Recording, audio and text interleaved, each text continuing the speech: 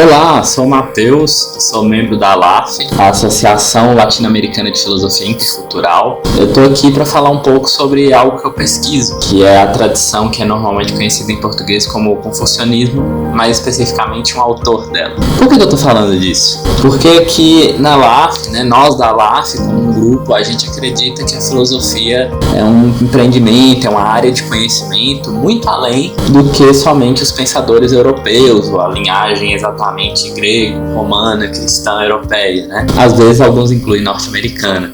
A gente acredita que se pode pensar a partir de várias matrizes culturais, várias matrizes de pensamento encontradas geograficamente em vários tempos diferentes também.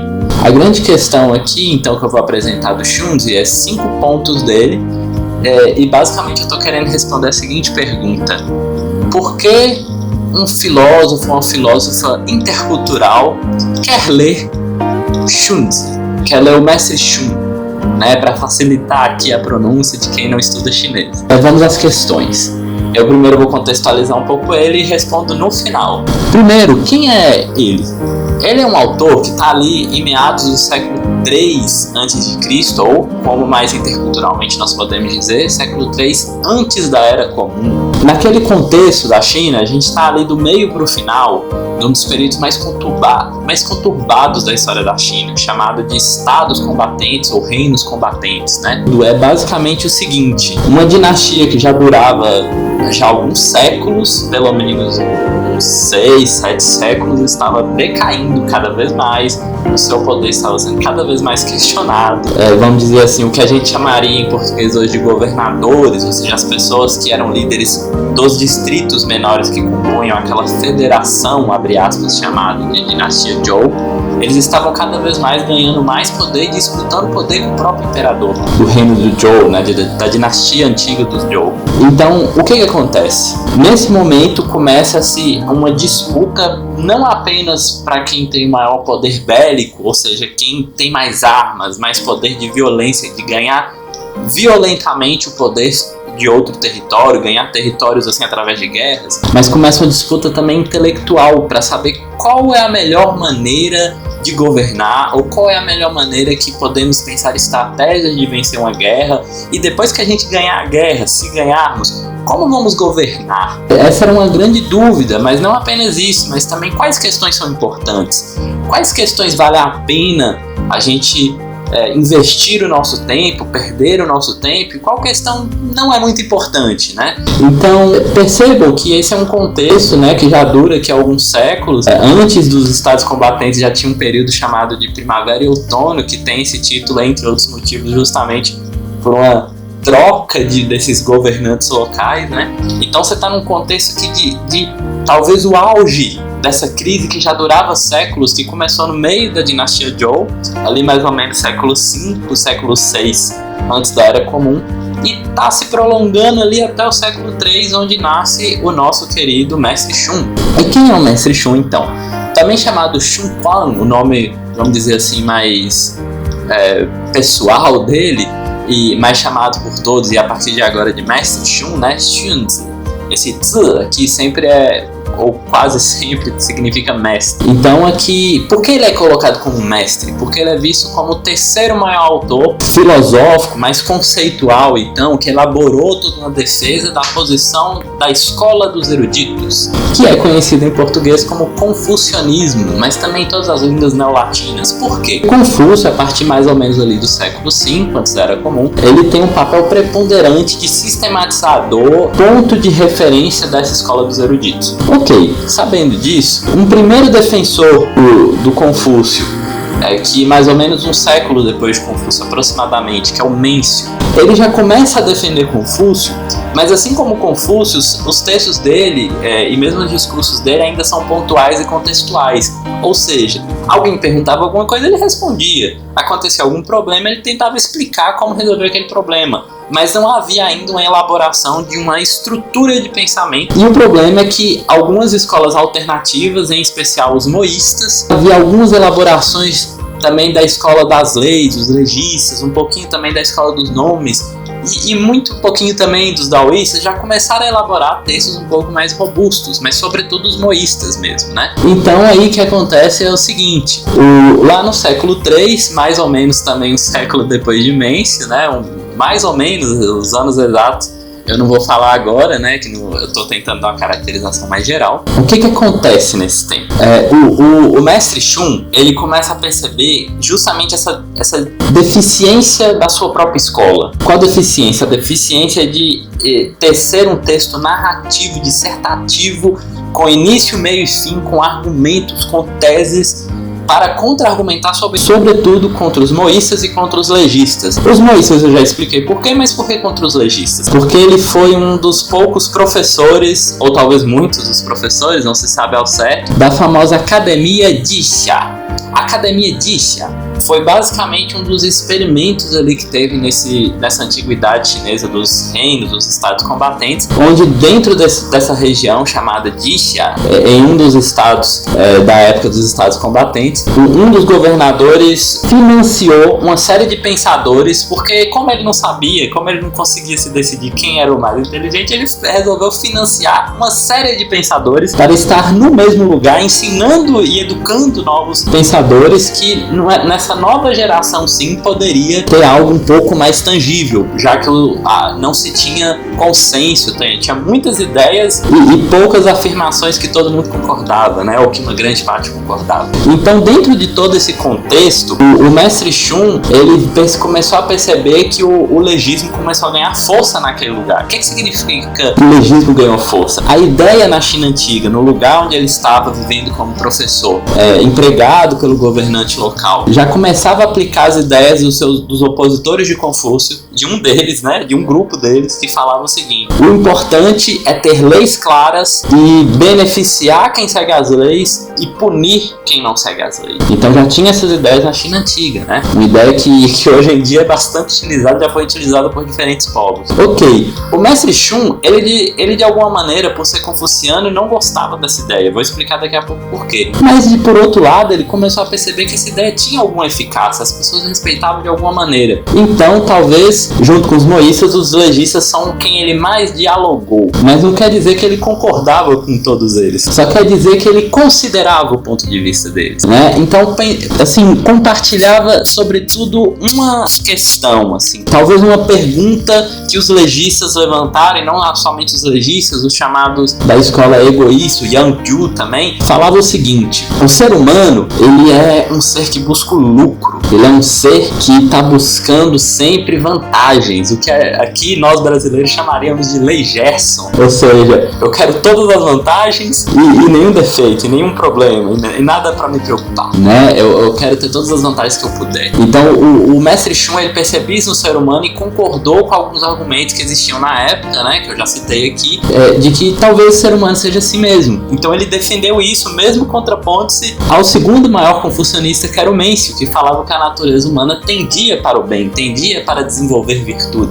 O mestre Shun falou: na verdade, se a gente deixa o ser humano correr solto, ele vai sempre buscar vantagens, ele tem uma tendência egoísta, e por isso mesmo, na visão confuciana, ele seria mal, mas aqui mal no contexto de sendo quase idêntico à ideia de egoísmo, quando não é exatamente a mesma coisa mesmo, né? Depende ali do momento do texto que ele está falando, mas basicamente vai se reunir nessa questão do ser humano buscar vantagem em detrimento, às vezes contra a sua sociedade, contra seus pais, contra o governante, contra seus amigos, ok? Então, sabendo disso, a antropologia, ou seja, a visão do ser humano do mestre Shun, é de que o ser humano, ele é um ser que busca vantagens para si mesmo, mesmo que isso atrapalhe os outros. E ele coloca que inevitavelmente vai atrapalhar em algum momento, pode não ser no primeiro momento da vida, mas em algum momento vai atrapalhar toda a sociedade. Mas de onde ele está tirando isso? Aqui vem uma das ideias mais originais dele, apesar de que ele de novo se baseou em algumas ideias pré-existentes, como dos próprios legistas e como dos daoístas, o famoso Lao Tzu. Alguns conhecem como Lao Tse, Lao Tzu,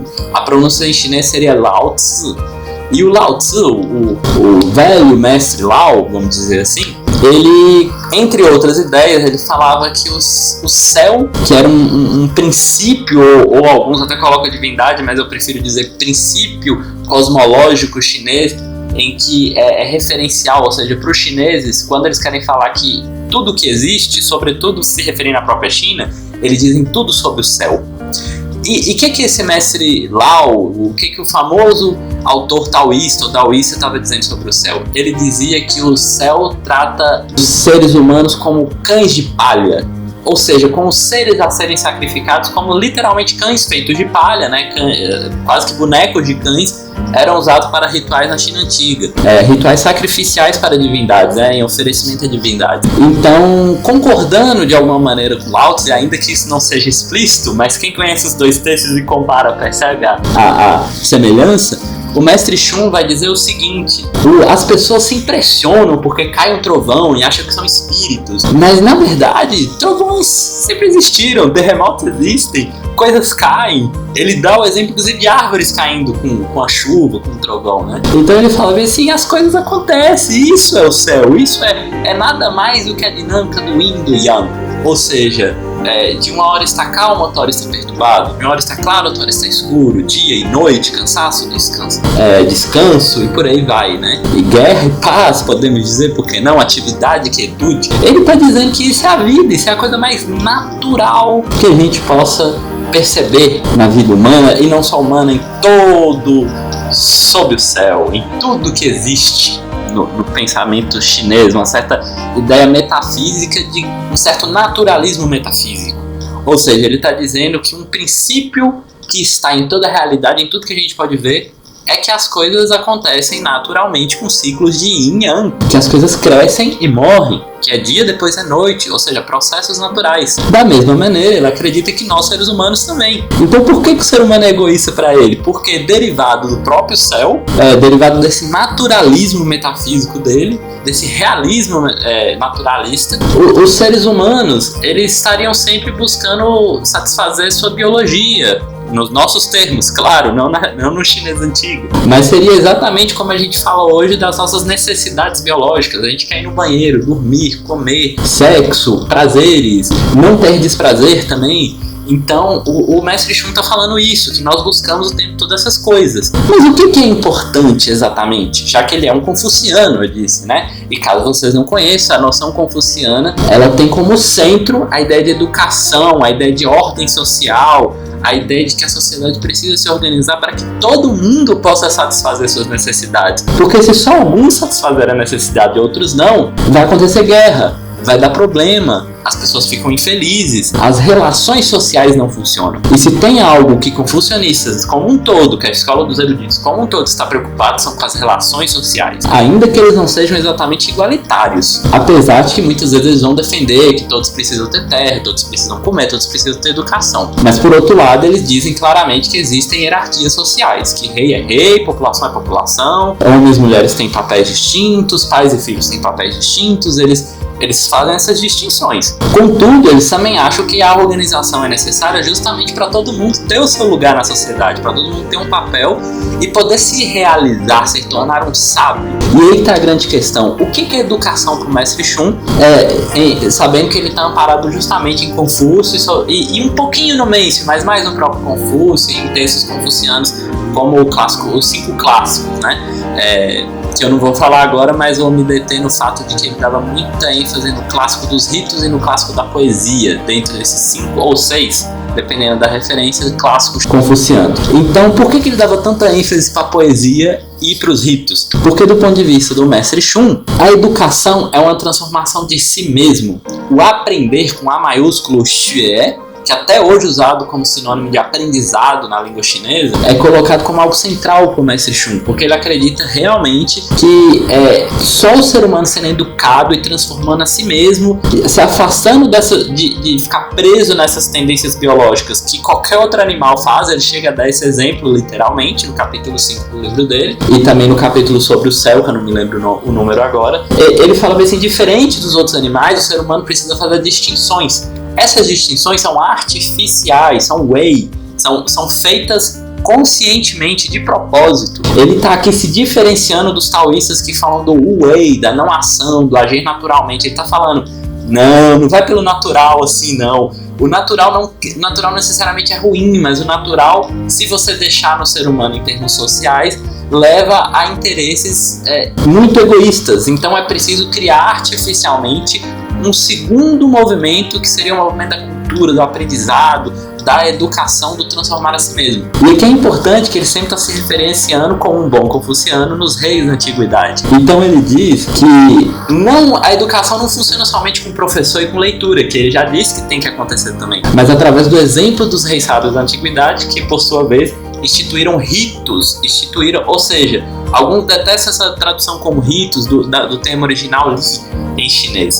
Esse termo original chinês, ele pode denotar também cultura no sentido não letrado, porque tem outra palavra chinesa para isso, mas cultura no sentido de costumes instituídos socialmente, e pode denotar também um comportamento apropriado. Então rito no sentido de uma etiqueta social. Então entenda rito nesse sentido específico que eu estou falando, e não somente no sentido ritual religioso, que também inclusive é derivado disso, mas não se resume a isso. Os confucianos em geral, incluindo o Mestre Shun, quando eles falam de ritos, eles estão falando de um comportamento que é feito adequadamente conforme o contexto e conforme as normas sociais estabelecidas, ainda que você possa estabelecer novas, tá? Os confucianos deixam isso claro. Mas os confucianos estão sempre de olho nos reis da antiguidade, nos exemplos da antiguidade, como bons exemplos, né? Como o famoso grande Yu, que ajudou, um rei que ajudou muitas pessoas da China da época, na verdade dinastias míticas, em que se acredita que ele ajudou a conter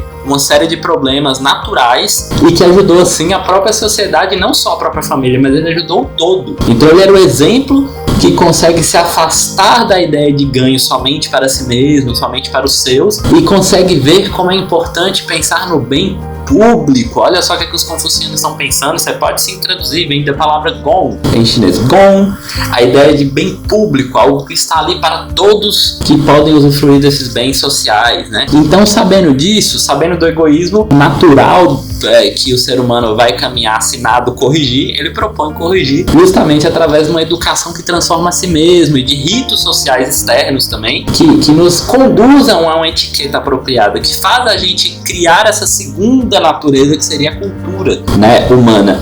Aqui é importante pontuar a seguinte questão. Ele deixa muito claro que os reis da antiguidade, que são seu exemplo máximo, eles faziam os ritos para transformar a si mesmo. Percebam isso? O que significa isso? Para o Mestre Shun, moralidade, ser uma pessoa ética, moral, nobremente ou eticamente nobre, é um ser que transforma o tempo todo a si mesmo, que está sempre se corrigindo, que está sempre se tornando mais sábio ou mais sábia. Ele não está falando que você tem que corrigir os outros, a não ser que você seja o professor ou o rei, ou o pai, ou a mãe. Então sim, você tem que corrigir. Mas com essa exceção, e mesmo todas essas pessoas, mesmo o maior governante de todos do reino, ele deve em primeiro lugar corrigir a si mesmo. Esse é o ponto central do Mestre Shun, ok? Sabendo disso, ao falar da palavra correção, tem um termo dele que é muito famoso, que eu só vou pontuar aqui agora, porque é uma teoria realmente muito complexa, que se chama Zhenmin, que se chama correção dos nomes, mais conhecido também como retificação dos nomes. O que significa isso? É uma teoria que é simultaneamente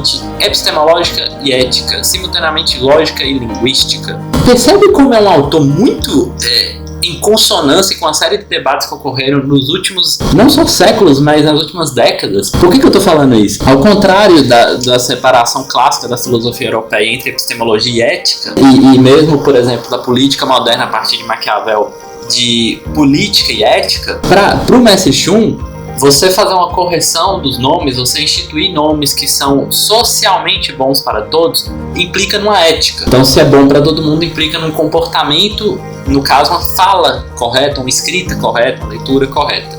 Mas, ao mesmo tempo, é epistemologia no seguinte sentido.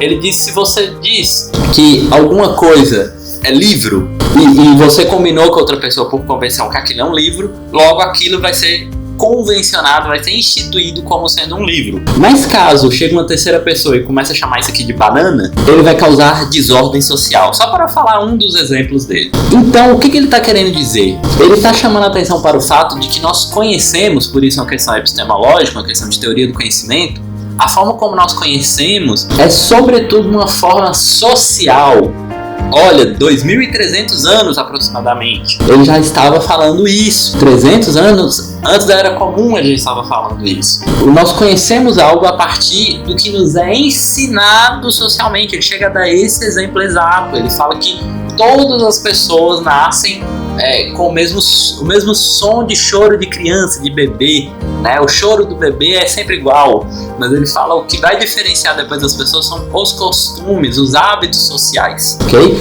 Então, voltando ao Jaemin, né, conectado a tudo isso, também é uma questão lógica, porque ele busca estabelecer, então, como eu dei o caso do livro e todo mundo chamava o livro e alguém que chama de banana, ele está falando que precisa haver uma forma de construir nomes corretos, não é de qualquer jeito. E para isso aqui tem uma questão muito interessante, aliás, duas. A primeira é que ele, por isso, institui uma certa teoria da língua. Ele institui o que seria, então, a linguagem, como é que a linguagem funciona, como é que a linguagem pode nos atrapalhar, de novo, a questão ética, como é que a linguagem pode nos ajudar a conhecer alguma coisa, uma questão epistemológica.